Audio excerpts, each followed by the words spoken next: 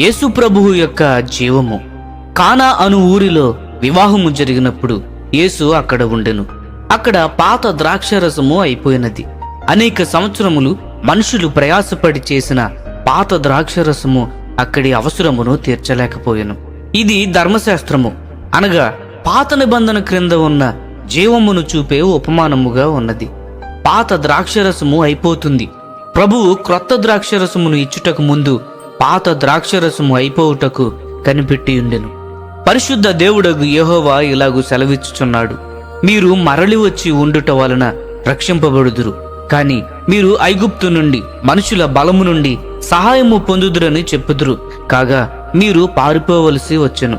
ఆయన ప్రేమను అనగా దయను నీకు చూపించి నీకు జీవమిచ్చి నిన్ను ఆశీర్వదించవలనని నీ యొక్క నిస్సహాయత అనగా బలహీనతను ఎరిగి ఆయన యొద్దకు రావాలనని ఆయన కనిపెట్టుచున్నాడు. యెషయా గ్రంథము 30వ అధ్యాయము 15-18 వచనములు గమనించండి.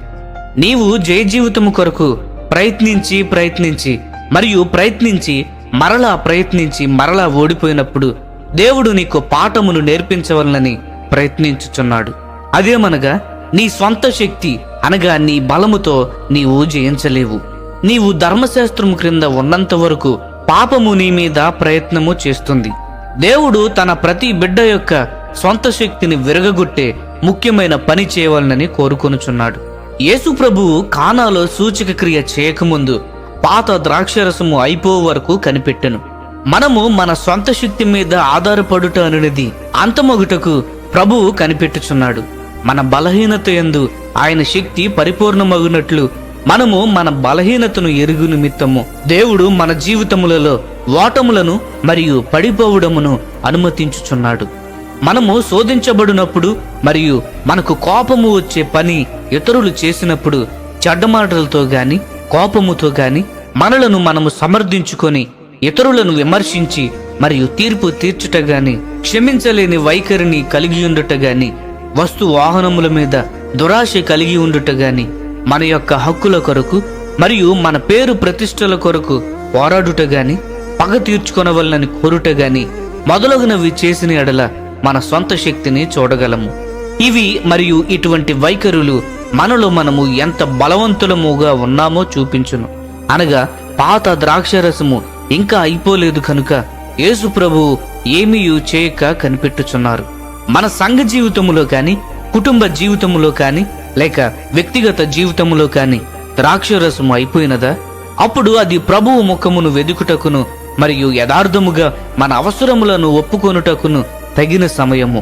ఆయన మాత్రమే మనకు కొత్త ద్రాక్షరసము ఇవ్వగలడు. కానాలోని కొత్త ద్రాక్షరసము మనుషుల చేత చేయబడినది కాదు. అది అద్భుతకరమైన దేవుని పని. మన జీవితములలో కూడా అలాగే జరుగును. ఆయన పరిపూర్ణ చిత్తమును మనము ఇష్టపడినట్లు మనము చేయనట్లును మన హృదయములలోను మనసులలోను మన ధర్మ విధులను ఆయన వ్రాయును. హెబ్రీయులకు రాసిన పత్రిక 8వ అధ్యాయము 10వ వచనము, ఫిలిప్పీలకు రాసిన పత్రిక 2వ అధ్యాయము 13వ వచనమును గమనించండి. మన హృదయములలో ఆయన సున్నతి అనగా నూతన పరచటమును జరిగించి మనము ఆయనను ప్రేమించి ఆయన ఆజ్ఞలకు లోబడినట్లు చేయును. ద్వితీయోపదేశకాండము 30వ అధ్యాయము 6వ వచనము, యెహెజ్కేలు 36:27వ వచనములు గమనించండి. ఇది కానానులో క్రొత్త ద్రాక్షరసమును ఆయన ఎలాగైతే చేసి ఉన్నారో అదే విధముగా మనలో కూడా చేయను. కృప అనగా అర్థము ఇదియే. మన జీవితకాలమంతయు ప్రయత్నించినను యేసు ప్రభు యొక్క జీవమును మనము తయారు చేయలేము. ప్రియమైన స్నేహితులారా, యేసు యొక్క మరణానుభవమును మన శరీరమందు వహించుకుని ఎడల ప్రతిదినము మన సిలువనెత్తుకొని నేను అనే అహము విషయములోను స్వంత చిత్తము విషయములోను మన హక్కులు మరియు పేరు ప్రతిష్టల విషయములోను చనిపోవచ్చున్న ఎడల క్రొత్త ద్రాక్షారసం అనే యేసు ప్రభు యొక్క జీవమును మనలో కలుగ చేసేదనని దేవుడు వాగ్దానమును చేయుచున్నారు. 2వ కొరింథీయులకు రాసిన పత్రిక 4వ అధ్యాయము 10వ వచనము గమనించండి. ప్రియమైన స్నేహితులారా, ఈ సందేశములు మీకు ఆశీర్వాదకరముగా ఉన్నట్లయితే లైక్ చేయండి, సబ్స్క్రైబ్ చేయండి, అనేకులకు షేర్ చేయండి. మీ విలువైన అభిప్రాయములను కామెంట్ రూపంలో మాతో పంచుకోనండి.